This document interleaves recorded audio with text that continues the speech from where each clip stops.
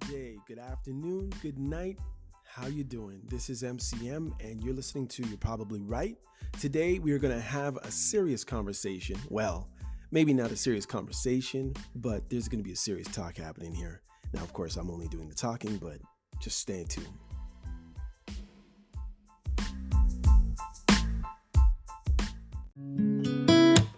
I can't seem to help.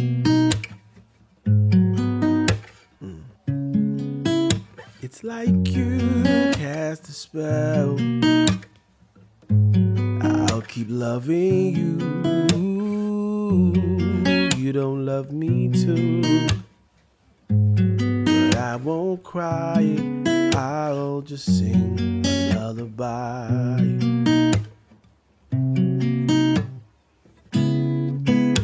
You moved on already. I know I gotta stay strong. You said that you love me forever, but I guess that's gone. And I can't seem to hide all this pain that I feel inside. But that's okay, I'll just sing a lullaby. Listen, I can't seem to help. No. Oh, it's like you cast a spell. Can't believe we're through. You win and you lose. But I won't cry. I'll just sing a lullaby. Listen. You moved on already, and I know I gotta stay strong. You said that you love me forever, but I guess that's gone. And I can't seem to hide all this pain that I feel inside. But that's okay, I'll sing a lullaby.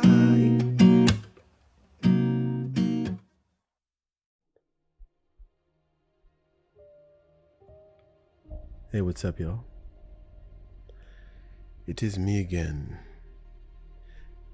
Yo. Oh, man. That's a stretch. How you doing? Well, I'm happy you're back. Got another exciting show for you. This episode is called Wifey Material.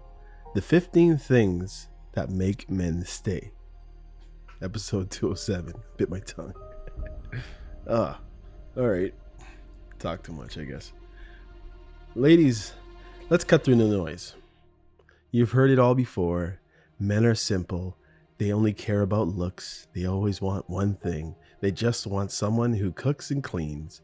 But if that were true, why do so many men stay in love for decades while others walk away from even the most stunning women?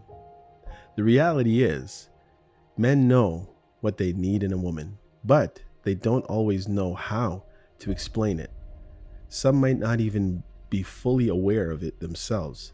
Today, I'm going to break it down, the qualities that actually make a man see a woman as a partner, not just a phase in his life. And no, it's not just about beauty. It's about connection, stability, trust, and something deeper. So, whether you're single, dating, or just want to understand the male perspective a little better, this one is for you. Let's get into it. All right. So, understand that these 15 things are in no particular order, or at least not in my particular order. How about that? Because I think, shared beliefs would probably be first. As a Christian, I just want somebody who believes what I believe, because when you are dealing with someone who doesn't believe what you believe, you always run into trouble. I mean, even cultural norms can be issues in relationships. And that's just a fact. There's nothing you can really do about that. You can try to fix it. You could try to learn each other, which happens all the time. But in order for a man to be truly the man of the house, a man of his home, or as the Bible says, a man should rule his house well. They have to be, there has to be rules. There has to be guidelines. There has to be moral compass. Everybody can't be worshiping their own gods, or people can't be just having their own rules in a home. It's just going to cause conflict. It's kind of like, a woman saying, put the toilet seat down and after you use it to a guy, and he says, well, how about you put it up? I mean, it's not like I sit on the toilet most of the time. I'm standing over it, or how about we both put the seat and the lid down, because apparently all the particles, go all over the place. Hence those disgusting fans in the bathrooms that don't get cleaned out properly most of the time. Right? Think about it. Well, now that you've got a drink and I've grossed you out, let's get into it. Okay, so the first on the list, and I did want to cite my sources, because I'm going to give my 2 cents with this as well, but I didn't want to just just be saying stuff, like people can just say, oh, well, you're not every guy and blah, blah, blah. And obviously I'm not every guy. But here's a joke. I did this on my phone. And now for me to read the websites is a joke. I can't see it. Imagine that, eh? This is wild. Well, I could probably read it, but I'd have to really squint.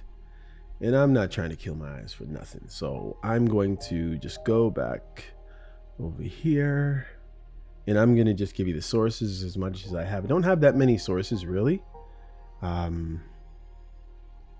So most of my information is going to come from either my mind, from what I know scripturally, or ResearchGate. And I think that's about it. Yeah, just researchgate.net. All right, cool beans. All right, here we go. Number 1, kindness. This is on the list. Okay, remember, in no particular order. Kindness and warmth. She fosters an emotional, supportive environment that eases stress and builds trust. Most guys, and I'm not saying women don't, and a lot of the time guys' jobs tend to be more physical, demanding a lot of the time, or a lot more stressful. Not always, but many times. And apparently women handle stress better. I don't know how true that is, but us guys don't. When a guy goes home, and I can't say for women, but you want to go home to your fortress of solitude, kind of like Superman, right? So she encourages empathy and mutual care, helping both partners feel valued. This is what you want in a good relationship. You create a positive atmosphere and enhance the overall relationship satisfaction in every way. But honestly, from a guy's standpoint, men want a woman who is kind and warm. And that's all we're talking about today. So I know that some of you will be, well, what about women? No, this isn't about women. Today, this is all about men. Okay. All right. Next, loyalty and commitment. She provides a reliable foundation for a stable and enduring partnership. Guys don't really want to go out looking for someone else, honestly. I know people like to say, all guys are dogs and they don't care about loyalty, or they care about loyalty, but they're not loyal. They want to minimize uncertainty. Guys want to know where where the keys are going to be. He doesn't want to come back 3 times a week realizing that the furniture is moved, or try to creep downstairs so he doesn't wake you up at night just to bang his foot on the couch because you slid it across the room because you needed to switch the make the place flow better, or fix the feng shui in the room, or whatever it is. um, Minimize uncertainty. Guys just want to know what it's going to be. Even if you want to say, the woman's the boss in the home, in as far as how the house is run per se, husband and kids, we do our chores and we take care of this and we take care of that. But we don't want you switching things up every time, right? We want to build security in the relationship. We want to reinforce trust, ensuring both partners work towards sharing long-term goals even. We want to know that, you're a stayer, and that's what we want to do. If we talk about, our plans for the future, we want to hopefully be on the same page. And that would roll us right into shared values and beliefs. Of course, I said I would want this at the top. She facilitates and helps facilitate, alignment in life decisions, goal settings. You want to reduce potential conflicts by having common ethical and cultural frameworks. Religion. She would strengthen mutual understanding and a sense of being on the same team, home team. I want to know that when I'm with my woman, my wife, that we're a team. You got my back, I got your back. And no matter who's around, we are a team. We're a home team. Now, of course, everything in loyalty to God first, but to us and each other second, then kids. Now, I know a lot of people put their kids before their spouse, but unfortunately, Scripture doesn't put it that way. And not to say that he's more important. That's not, or she's more important. That's not what I'm saying. I'm saying we are a team. We are each a half of a family unit head. In other words, wife, husband, that's the head of the home, but the husband is the head of the wife. And therefore, when they're on the same team, they have each other's back and they take care of things together. There's obviously certain jobs he's going to have at home or wherever, and there's certain jobs she's going to have at home. And of course, you will talk about that. But you have to have each other's back so you can parent together properly, so that you can face the world together properly. You can't be doing a little bit of this over here and he's doing a little bit of that over there. It doesn't work. You just end up butting heads at some point. Some things will work. They'll be you'll be able to do this and that, and you can treat each other like partners if you want. But hey man, looks fade, abilities fade, and if you don't have that tight-knit unit as a husband and wife, you're asking for trouble. Been there, done that, trust me. Family orientation. We want to make sure that, there's a readiness to invest time and energy in building a family, in being a family.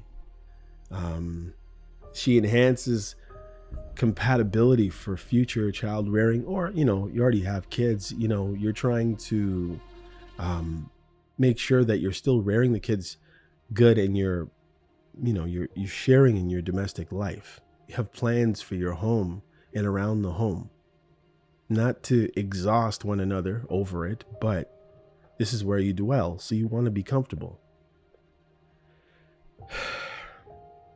Number 5. Yeah, I've already got there. So let me just recap, because I kind of just went through. So the first one was kindness and warmth. Loyalty and commitment are second.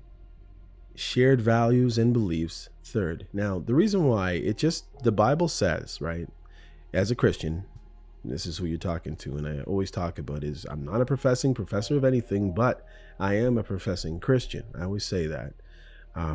So my moral compass is set by the Bible, and then by my parents, maybe what they explained, but later, as I learn the scriptures for myself, I take my values, my beliefs from the Bible, not culturally, not even as a man, not even as a black man, simply straightforward by the Bible.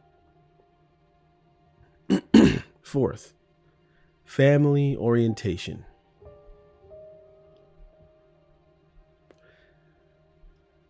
So, as I said, because I already said it already, that's the fourth one.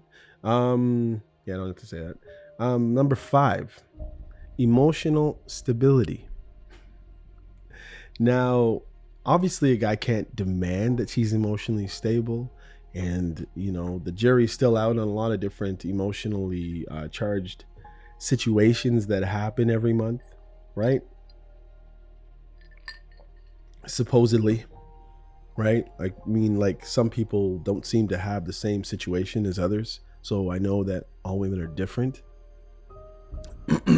But one thing that a man values in a woman is emotional stability. Hopefully she helps to manage stress, her own stress, as a matter of fact, when with consistent and balanced reactions. I remember one time I got in trouble in a past relationship where I was being accused of looking at someone. Honestly, I was at the drive-thru and I was getting my order, or better yet, walking through a mall and being told that I was peering into the mall looking at a woman when I was just looking into the store or around the mall like everybody else.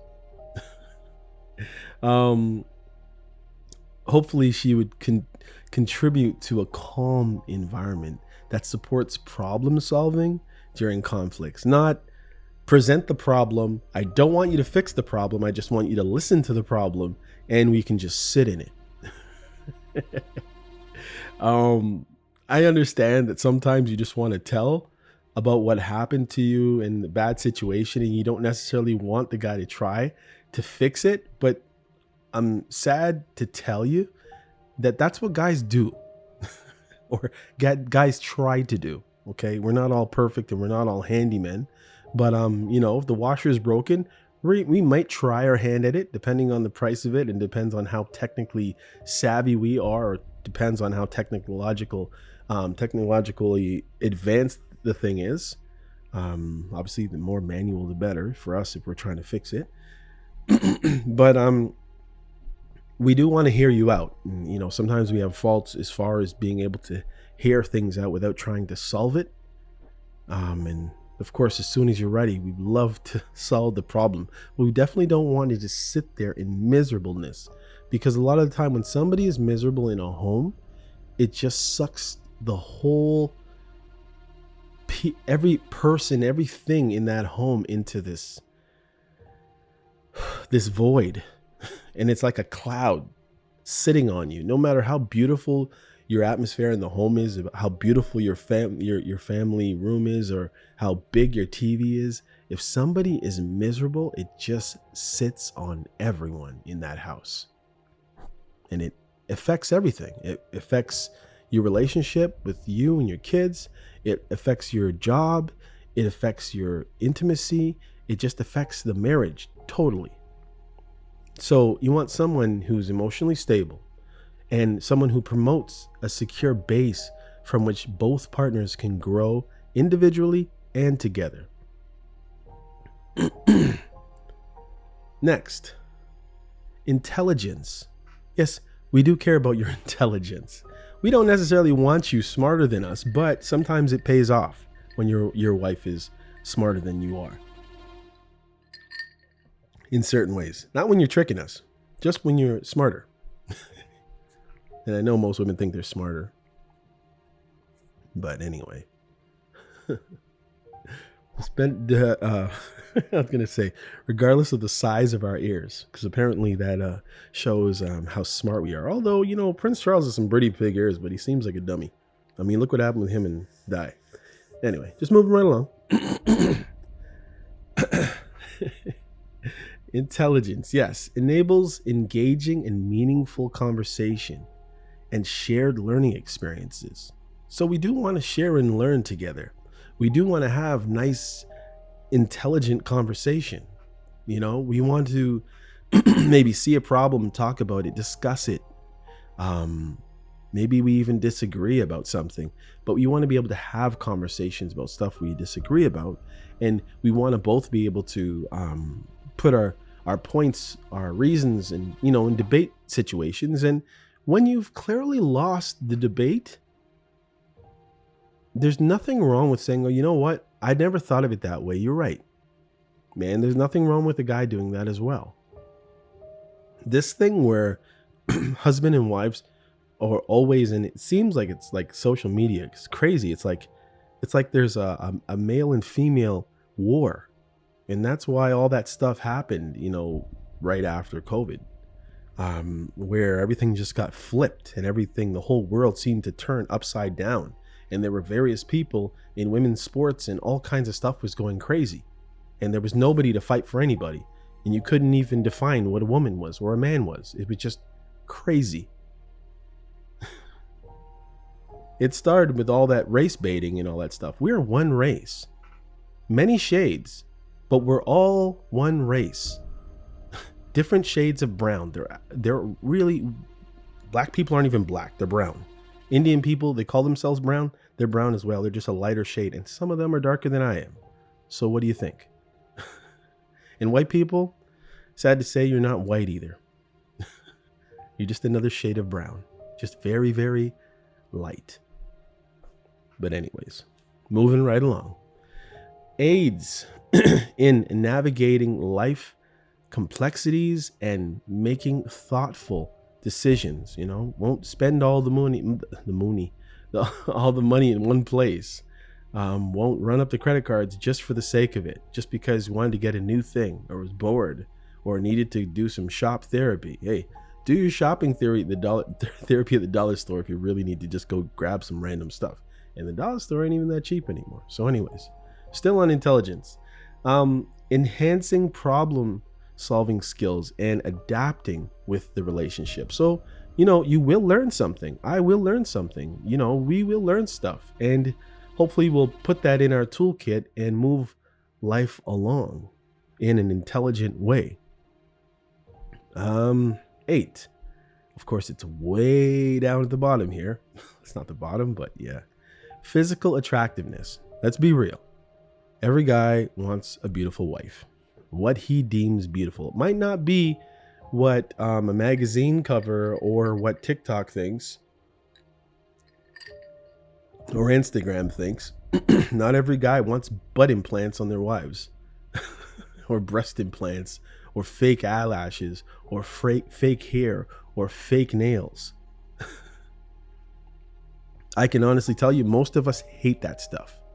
And it's sad that women feel that that's what they want, but then that's what we want. But at the same time, most guys, when you ask a woman why she's getting this or why she's doing that, he doesn't even like it.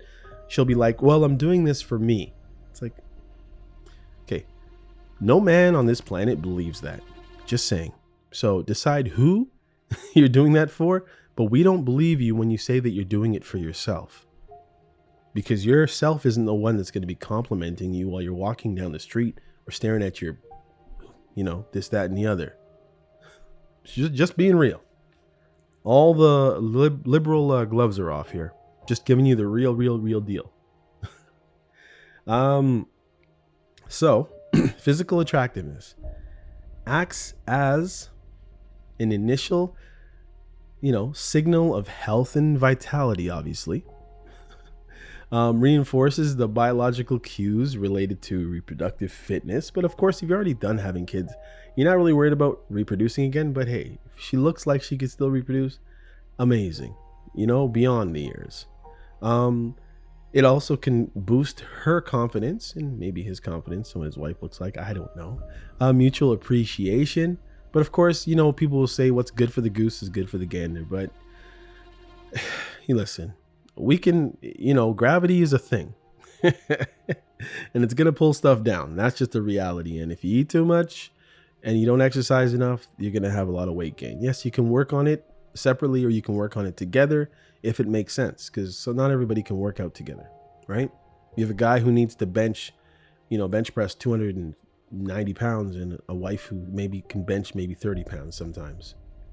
It's just, fact of life, right? Moving right down the list. A good sense of humor. Oh, that was 7. Why did that thing say? Okay, yeah. Physical attractiveness was 7 on this list anyway. 8, a good sense of humor. A good sense of humor lightens the moments and the tense moments. And if you can crack a joke anywhere and make everyday interactions enjoyable, that is priceless. You might be going to a miserable job in the morning, but if somebody can have you laughing your head off before you go to bed at night, that's amazing for most guys.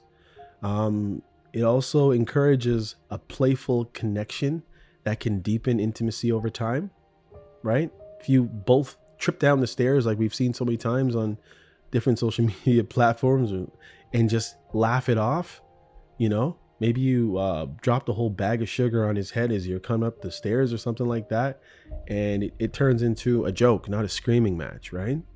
It's so much better if everything goes lighter and not heavier, because everybody makes mistakes and nobody's perfect.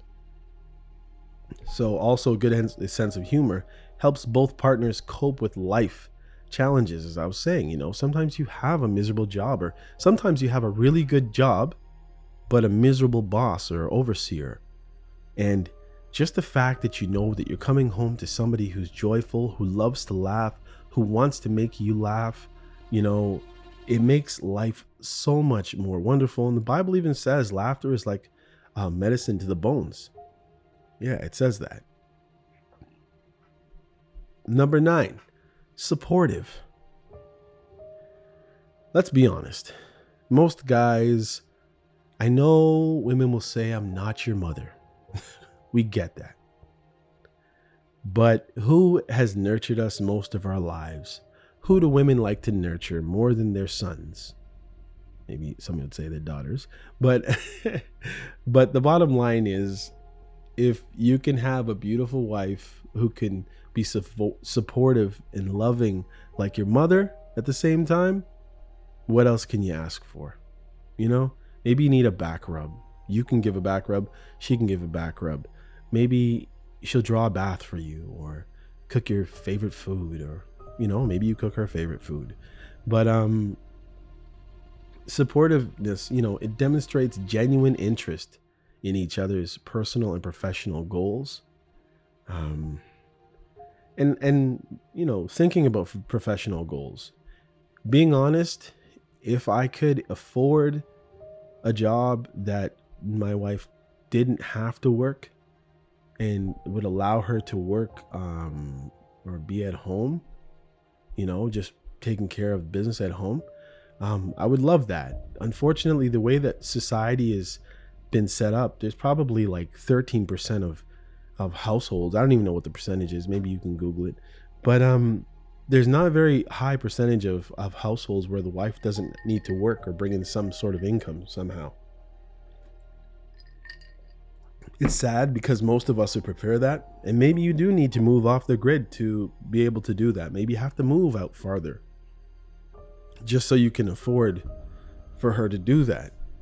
But nothing is more wonderful than a woman who takes care of her own kids and is able to be a part of their lives and not exhausted coming home at, say, 6:30 or 7:30 in the evening, and the kids are doing their homework and she's too tired to help them, too tired to cook anything, too tired to interact with them, too miserable because of what happened at her job or whoever did whatever to her during the day. Most guys take that stuff and suck it up, but most women need to come home and vent. And, many women are, as they call, babbling brooks, where they need to talk for they come home, many of them need to talk for 45 minutes to an hour. And a lot of the time when guys come home, they just want quiet. They want to leave the outside world outside. But many people bring it in, and it just confuses things, and it leaves less time for family. So if you can afford it, great. And I know that that's the issue that kind of changes power dynamics even in a home. I mean, what if she does make more money? Maybe she's more educated, or maybe she just had a better opportunity to get a better job, or maybe you come from a traditionally marginalized culture where whatever job you got into or whatever things that you were streamed into to do college rather than university have you at a job that doesn't pay as much. Those are the things that have kind of twisted around our society in the first place.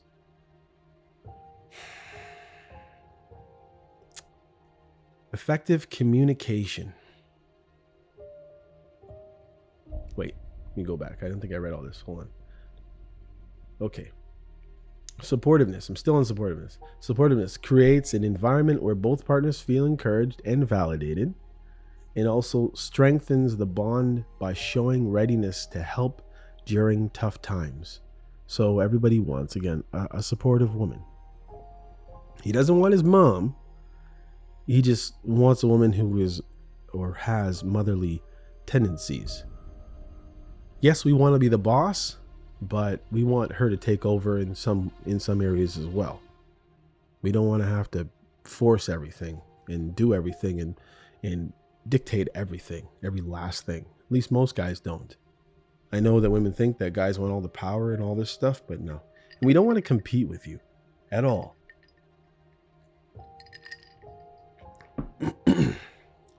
Effective communication enables clear expression of needs, reduces misunderstandings. Boy, oh boy. The whole attitude of you should know by now, or the thing where what's bothering you? Nothing. That nonsense, you need to leave that in the teenage years, man. Just being straight with you, just being real. If you know what the problem is and you know that it can be fixed after the fact, maybe he forgot something, just tell him. Or don't say, I'm going to tell you once again and I'm never going to tell you again. And we can just both suffer in miserableness beside each other with a big chasm between us in the bed because he didn't get you 12 lemons and he only got you 6. Shout out to the movie. What was that movie called again? The Breakup with Vince Vaughn and Jennifer Aniston.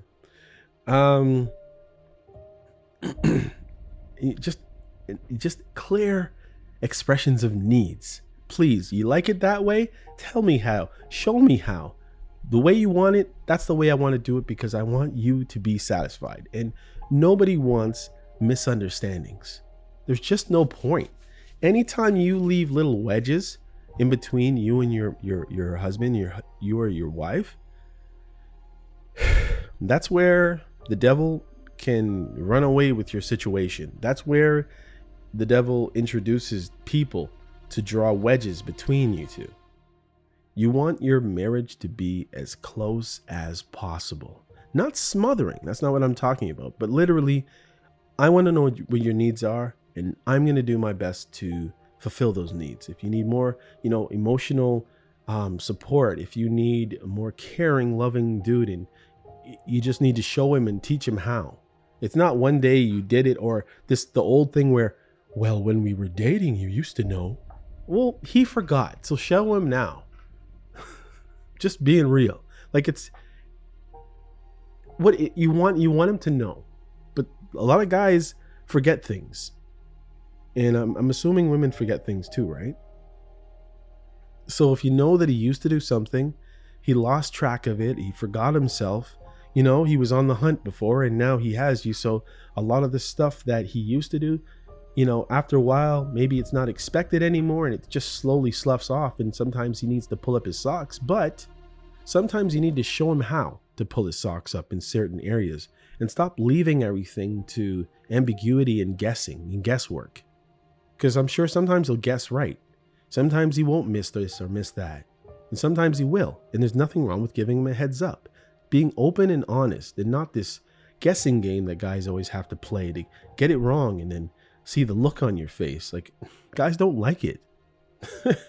It brings us back to our childhood with our mother being upset with us and we're trying to figure out what we did wrong.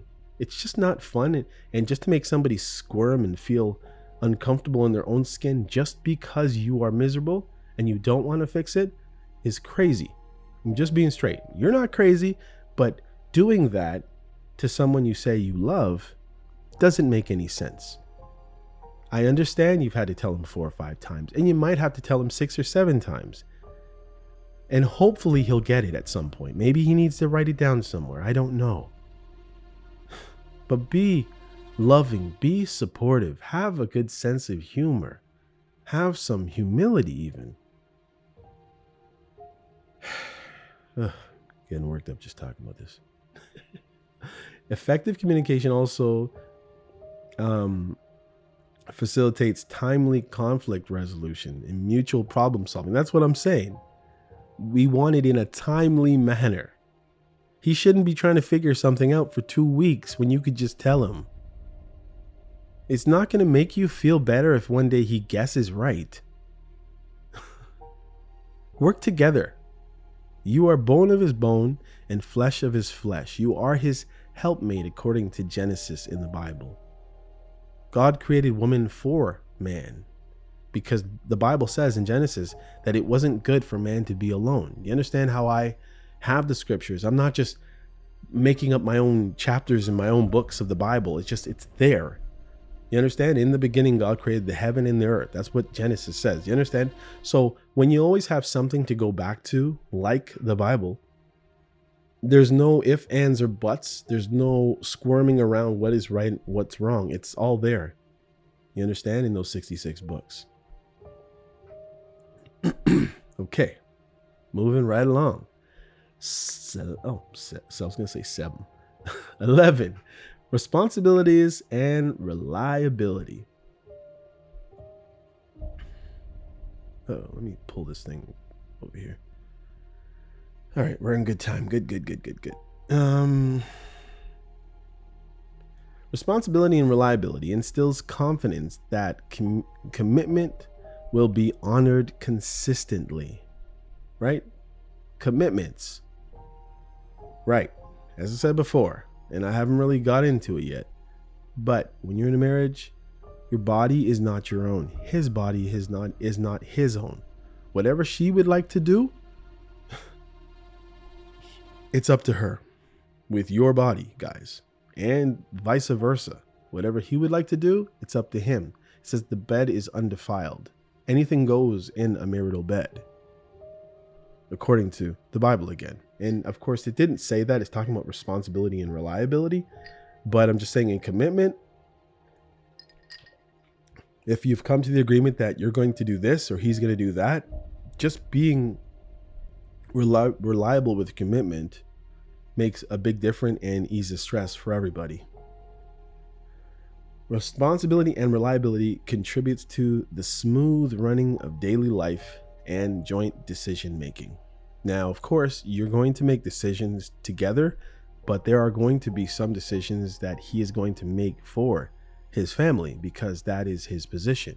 Now, of course, if you know more about math and you're trying to do the accounting and he's just muffing everything up, obviously you should take the lead because you're better at math. But at the end of the day, a two-headed thing is a monster. Somebody still has to be the head. So if he steps back and says, please handle this because I know you're good at math, but at the same time, even if you're good at math, he still might be better at decision making anyways. And at the end of the day, that's his place. Not that it's a higher place or he's more important. He's just in a different place than you. And I think sadly, sometimes people look at it that way from different walks of life and different places, but it's not that he's higher than his wife. He just has a different responsibility. If somebody smashes the door open and jumps in the house and is ready to attack everybody, guess what? Your husband needs to lay down his life for yours. That's his responsibility. Not saying that you're more important than he is or he's more important than you, but that's a part of his responsibility to step in front of the bullet for you. Right. So just like that, there are certain things where you need to step aside and allow him to make the decision. Even if you think you know more, and obviously the lines of communication are open, so it's not like, be quiet, don't say anything while men are talking over here. It's nothing like that. I know there's a lot of ignorance in the past, but that's not what it is. You're still doing things together as a part of each other. It also builds long-term trust as both partners rely on one another. 12. And here's where it gets a little, fishy, I guess. Domestic competence helps maintain a comfortable, organized, and welcoming home environment. Supports the practical aspects of shared living, reduces stress in daily routines. Domestic competence reflects self-sufficiency and ability to manage household responsibilities effectively. Now, obviously, if you're in a home or in a family where both of you have to work, obviously a lot of the duties at home are just going to they're just going to have to be shared, straight up. Now, would I ever expect my wife to go out and shovel the snow? Never. Would I ever expect her to have to go cut the grass? Never. Does she want a garden? Then maybe we'd work out in the garden together. You understand? And I knew that's the piece there from my two parents who were both Christians and both worked together. In that respect, they would work together. But who would do the heavy lifting, turning over the dirt and stuff? My dad. My mom would plant or decide what she wanted to plant. And, it's still a team effort. But all the heavy lifting goes to the men. That's just the way it is. And I mean, nobody's saying you can't lift a shovel, but you have other responsibilities, so we don't need you outside breaking your back for that. Okay, moving right along. Nurturing and caring nature. Now, we already had supportive, we already had family oriented, kindness and warmth. Well, we also have nurturing and caring, right? Indicates a natural tendency to offer care, which benefits both partners and any children.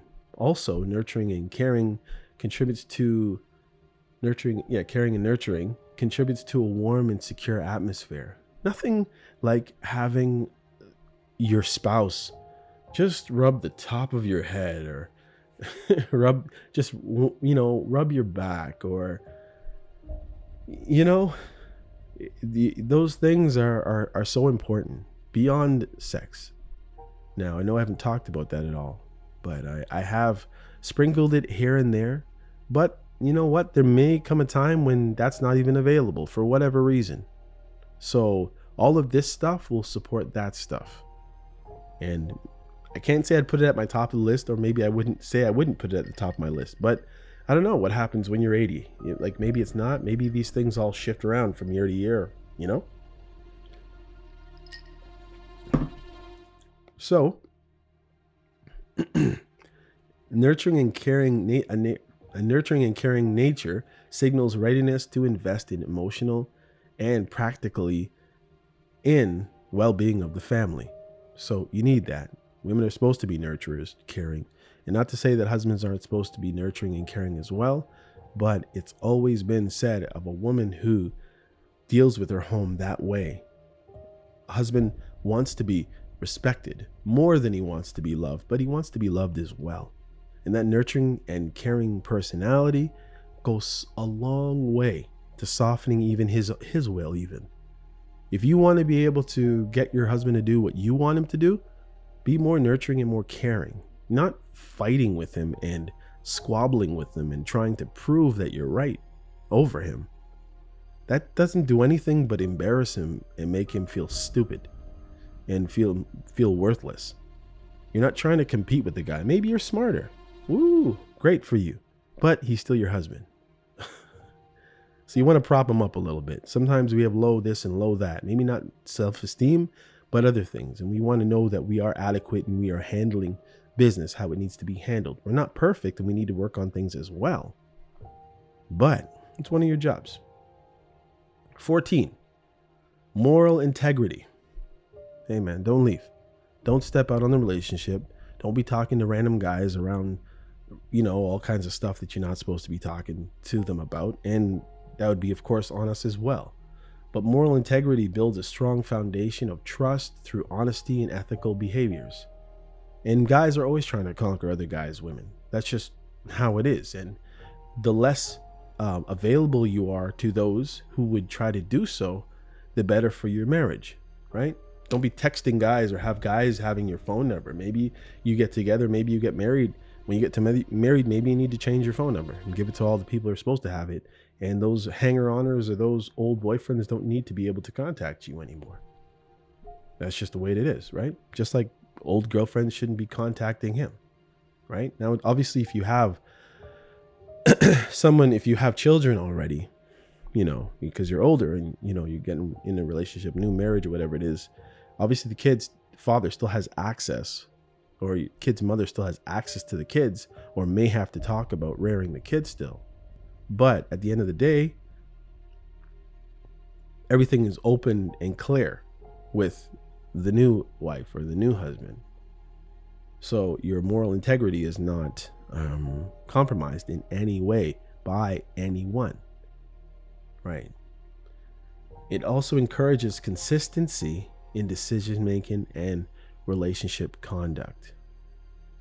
It also fosters respect, admiration, which men love, reinforces the long-term bond for as long as you possibly can have, right?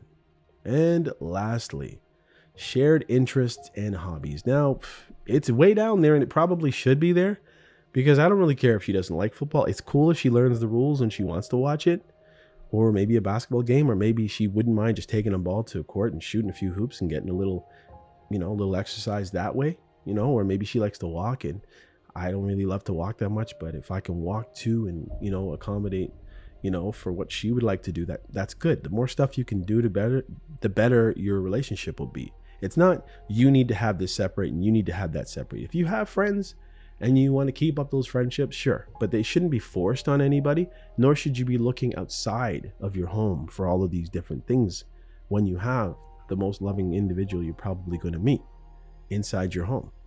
So shared interests and hobbies creates an opportunity for regular enjoyment, enjoyable activities that strengthen the connection, enhances capability by aligning daily routine and leisure pursuits. It also provides common ground that can help overcome conflicts and enrich your relationship and enrich your intimacy, which again would be at the top of the list for pretty much every guy. We don't even want, and I'm just going to keep it this simple. We don't need another woman. We don't need another woman distracting or confusing our lives. We don't even want it to be an option. We don't even want to have the desire at all. So, one way or another, we need our needs and our desires met by our women, period. That's it. So, poor guys who live in sexless marriages or expect to live in sexless marriages, and then they're also expected not to look outside the marriage for fulfillment in any way, shape, or form. Those guys live in like a catch-22, or a damned if you do and damned if you don't. And it's a horrible existence. And there's always an excuse. Oh, I have this, I have microfiber, this, blah, blah, blah. And we'll go get it fixed. Headaches and this, and there's other things you can do. Like I've seen all the excuses. I've been there, done that. And keep those lines of communication open. Keep the love open. Keep the effort open. Keep the marriage closed to each other. Anyhow, that's a long one. Almost got 50 minutes right there. Hopefully this is straightforward and straight up. Probably wasn't the most fun episode, but I think I've talked about this stuff before, like probably a year or two ago. So you might want to compare it to maybe my last one that was like this. Anyhow, this is MCM, and I am signing off for You Probably Right podcast. Take care and see you again. Oh yeah, before I go, remember, if you have any questions you want to ask, or maybe have a topic that you want me to talk about, you can email me at yprpodcast@gmail.com. Take care. Hey, come check out You Probably Right podcast. Society is getting more unpredictable every day, but at the same time, predictable in its unpredictability. Say that 4 times real fast. Come with me as I attempt to find clarity in all the fog while staying way outside the box and kicking the box way down the road with my size 12 docs. I use the Bible, experience, education, fortune, misfortune, life's lessons, life's mistakes to sort through all the mess. I talk about news, God, God, self-help, sports, sickness, health, music, parenting, love, humbleness, hurt, pain, joy, and all the things that might make you say, I never thought of it that way. Hopefully, anyway. Also, I take a stab at answering tough and not so tough questions, and all the while understand that, listen, sometimes you end up in the hot seat and there's no thermostat. Well, that's how it is here. And because there's no topic, very few topics off the table, Torontonians will understand that Doug Ford reference there. Hopefully the podcast will be helpful and uplifting. And hey, maybe you'll find your own private Idaho here somewhere. Hope to see you soon.